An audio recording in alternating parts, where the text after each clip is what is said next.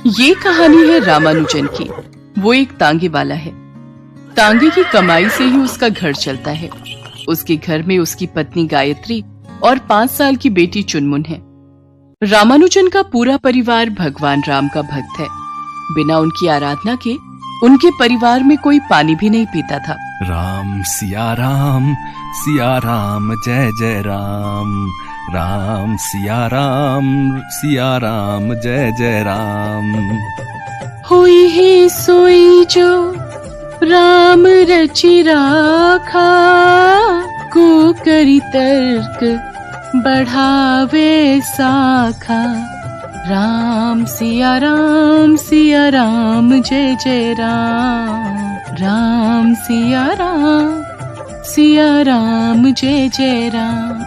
रामानुजन का परिवार यूं तो प्रभु श्री राम का बहुत बड़ा भक्त था, लेकिन बहुत ही गरीबी में उनका जीवन कट रहा था।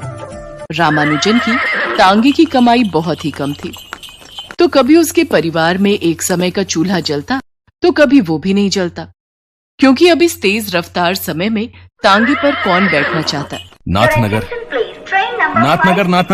भागलपुर, मायागंज, गोपालपुर, शंभुगंज। रेलवे स्टेशन के बाहर खड़ा होकर रामानुजन यात्रियों को बुला रहा था, लेकिन उसके तांगे की ओर कोई देख भी नहीं रहा था। कोई ऑटो पर बैठता तो कोई टैक्सी पर। कोई बैठना ही नहीं चाहता मेरे तांगे पर। बैठना तो क्या, कोई देखता भी नहीं है। इस तरह कैसे चलेगा मेरे परिवार का जीवन। रामानुजन चिंता में डूबा हुआ अपने घोड़े से बातें कर रहा था। अब उसका घोड़ा उससे बातें तो नहीं कर सकता था, लेकिन बीच बीच में हिनहिना कर उसकी बातों का जवाब देता। समय कितना बदल गया ना हीरा। ये नई नई गाड़ियाँ आ गई हैं जो यात्रियों को तुरंत उनकी मंजिल पर पहुंचा देती हैं। हम पर किसी का ध्यान नहीं होता। ऐसे कैसे चलेगा हीरा, बहुत दिक्कत हो रही है अब। वैसे तुझे भी कहाँ दे पाता हूँ मैं भरपेट भोजन। रामानुजन की बातों को सुनकर उसका घोड़ा एक बार फिर से हिनहिनाया, लेकिन इस बार उसकी आवाज में दर्द था और उसका दर्द उसकी आंखों से झलक रहा था। अरे हीरा, तू रोने क्यों लगा? देख, तू रो मत। सच कहूँ तो मैं भी बेकार ही परेशान हो रहा हूँ, क्योंकि ऐसा करके मैं अपने राम जी को दुखी कर रहा हूँ। हर रोज तो मैं उनका भजन गाता हूँ, होई है सोई जो राम रचि राख, को करी तर्क बढ़ावे साखा। मतलब जो राम जी चाहते हैं वही होता है। अगर ऐसा है तो फिर मुझे क्यों चिंता करनी चाहिए। भागलपुर फिर से रेलवे स्टेशन की ओर से आ रहे यात्रियों की ओर देखने लगा और जोर जोर से आवाजें देने लगा। नाथनगर, भागलपुर, मायागंज, गोपालपुर, शंभुगंज। सुबह से रात हो गई, लेकिन उसके तांगे पर कोई नहीं बैठा। निराश हताश था वो अपने घर की ओर चल पड़ा। गायत्री कह रही थी कि घर में अब एक दिन का ही राशन बचा है। आज तो बोनी भी नहीं हुई है। क्या हो गया ये? कुछ दिनों बाद दिवाली भी आने वाली है। इस बार राम जी को एक लड्डू भी भोग नहीं लगा पाऊंगा क्या मैं? चिंता मगन रामानुजन घर की ओर बढ़ा जा रहा। सुनते हो जी, घर में अनाज का एक भी दाना नहीं है जी। कल थोड़ा सा आटा बचा था, उसी से 2 रोटियां सेकी थी, वो चुनमुन को खिला दी। आज पता नहीं वो क्या खाएगी। कुछ करता हूँ मैं गायत्री, कुछ करता हूँ। राम जी चाहेंगे तो चुनमुन को आज भरपेट खाना मिलेगा। लेकिन किस्मत की किताब में शायद रामानुजन और उसके परिवार के लिए रोटी नहीं लिखी थी। 3 दिन हो गए, रामानुजन के तांगे पर एक भी यात्री नहीं बैठा और 3 दिन तक उसके घर पर चूल्हा नहीं जला। एक रात जब वो अपने घर की ओर जा रहा था, तभी उसका घोड़ा खूब जोरों से हिनहिनाने लगा। अरे हीरा, क्या हो गया तुझे? तू ऐसे क्यों हिनहिना रहा है? कुछ दिक्कत है क्या बच्चे मेरे? अचानक रामानुजन का घोड़ा नीचे जमीन पर गिर पड़ा। तभी अचानक रामानुजन की नजर एक सांप पर गई जो वहां से रेंगते हुए भाग रहा था। अरे हीरा, लगता है इसे सांप ने काट लिया है। हीरा जमीन पर गिरकर तड़पने लगा। अरे मेरे बच्चे, क्या हो गया मेरे बच्चे? टूट जा। मैं कितना बुरा मालिक हूँ, तुझे भरपेट चारा भी नहीं खिलाया और आज तेरी ऐसी हालत। कुछ देर तड़पने के बाद हीरा हमेशा के लिए शांत हो गया। मेरे बच्चे, ये क्या हो गया? तू मुझे छोड़कर चला गया। अचानक रामानुजन के कानों में उसके घोड़े की हिनहिनाहट की आवाज आई और उसके शरीर में फिर से हलचल हुई। अरे तू ठीक है? तू जिंदा है? हीरा जिंदा है? मेरा हीरा जिंदा है? क्या हुआ जी? क्या हुआ हीरा को? हीरा जिंदा है, ये आप क्या बड़बड़ा रहे हैं? तभी रामानुजन की नजर जमीन पर उसके बगल में लेटी अपनी पत्नी पर गई। क्या हुआ जी? ये आप क्या बड़बड़ा रहे थे? रामानुजन ने अपनी पत्नी की बातों का कोई जवाब नहीं दिया और घर के बाहर खड़े अपने घोड़े के पास गया और उसे गले से लगा लिया। रामानुजन की आंखों में उस समय आंसू थे। राम जी की कृपा से ये सपना था। अगर ये सच होता तो अनर्थ हो जाता। भले ही हीरा की मौत एक सपना थी, लेकिन उसके परिवार ने 4 दिनों से रोटी का एक निवाला नहीं खाया था। ये एक सच था और ये सच बहुत भारी पड़ने वाला था। दिवाली के एक दिन पहले की बात है। हीरा जब अपने घर पहुंचा तो उसने देखा कि उसकी पत्नी अपनी छोटी सी बेटी चुनमुन को गले से लगाए रोई जा रही है। बेटी, बेटी आंखें खोल, आंखें खोल, क्या हुआ है तुझे, आंखें खोल। लेकिन चुनमुन किसी मृत की तरह लेटी रही। रामानुजन अपनी बेटी की हालत देखकर बहुत चिंतित हो गया।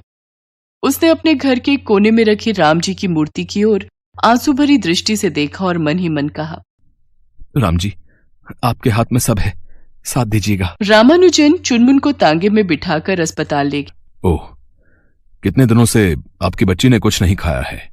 इसकी हालत बहुत गंभीर है, ऐसे तो ये मर जाएगी। अभी तो इसे सलाइन चढ़ाना होगा। आप इसके खाने के लिए फल, जूस वगैरह लाइए, और हाँ, इसे भरपेट खाना खिलाइए। इसके शरीर में खून की बहुत कमी हो गई है। रामानुजन अस्पताल के बाहर आया और यात्री की उम्मीद में स्टेशन पहुंचा। अच्छा प्रसाद दे रहे हो आप, मेरे राम, अच्छा प्रसाद दे रहे हो आप। मेरी पूजा का बच्ची अस्पताल में गंभीर हालत में है, पेट में उसके रोटी नहीं है, मेरे तांगे पर कोई बैठता नहीं। अरे कैसे चलाऊं मैं अपना घर, और कैसे चलाते हो तुम दुनिया, कैसे? डॉक्टर ने कहा कि बेटी को फल खिलाओ। अरे कहाँ से खिलाऊं फल, कहाँ से दूं भर पेट खाना। तभी रामानुजन देखता है कि 4 लोग उसके तांगे की ओर आ रहे हैं। उनमें से एक आदमी घायल है, जिसे एक लंबे चौड़े आदमी ने अपनी गोद में उठा रखा था। उनमें से एक स्त्री भी है। वे सभी उसके पास आए और उनमें से जिसका नाम रामदयाल था, उसने कहा कि अरे भैया, जरा हमें नाथनगर छोड़ दोगे? देखो ना, हमारे साथी एक्सीडेंट में बहुत घायल हो गया है। नाथनगर में हमें इसे बड़े डॉक्टर को दिखाना है। हमें नाथनगर पहुंचना बहुत जरूरी है, नहीं तो हमारे इस मित्र की जान को खतरा है। क्यों हनुमान प्रसाद, सही कहा ना मैंने? उनकी बातों को सुनकर वो सबसे लंबा चौड़ा शख्स अपना सिर हिलाते हुए कहता है, बिल्कुल सही कहा प्रभु। क्यों तांगे वाले भैया, कितने पैसे लोगे नाथनगर के? अब हम चारों को बिठाओगे ना अपने तांगे में? क्योंकि और गाड़ी वाले हमें बिठाने को तैयार ही नहीं हो रहे हैं। बोल रहे हैं पुलिस केस है ये, हम कोई मदद नहीं करेंगे। हाँ हाँ, ले चलूंगा। साहब इतने पैसे दे देना कि अपनी बच्ची के लिए मैं फल खरीद पाऊँ, उसे भरपेट खाना खिला पाऊँ। हाँ हाँ, जो चाहोगे वो दे दूंगा।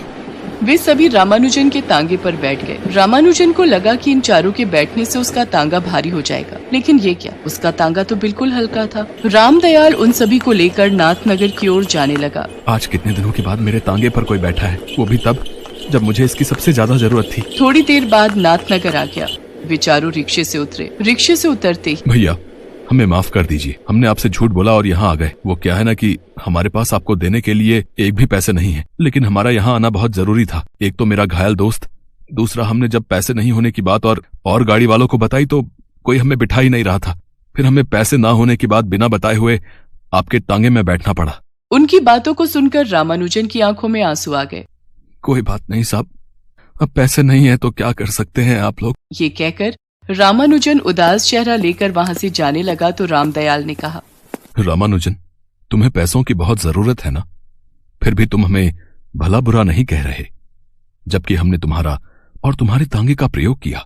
साहब, आपके दोस्त की जान खतरे में है, इसलिए तो ये झूठ आपने बोला। अगर नहीं भी बोला होता तो भी मैं आपके दोस्त को लेकर आता, क्योंकि पैसे से बड़ी चीज है मानवता, वो हमारे अंदर होनी चाहिए। उसके ऐसा कहते ही वहाँ एक तीव्र रोशनी चमकी और वे सभी अपने असली रूप में आ गए। प्रभु श्री राम, लक्ष्मण, माता सीता और हनुमान जी के रूप में। प्रभु प्रभु, आप लोग, माता, आप। तुम धन्य हो रामानुजन, तुम धन्य हो। तुम स्वयं इतने दुखों से घिरे हो, लेकिन अपनी मानवता का हाथ तुमने नहीं छोड़ा। और जब तक किसी इंसान के दिल में मानवता जीवित है, उसका कुछ भी बुरा नहीं हो सकता, और वो हमेशा ईश्वर के करीब रहता है।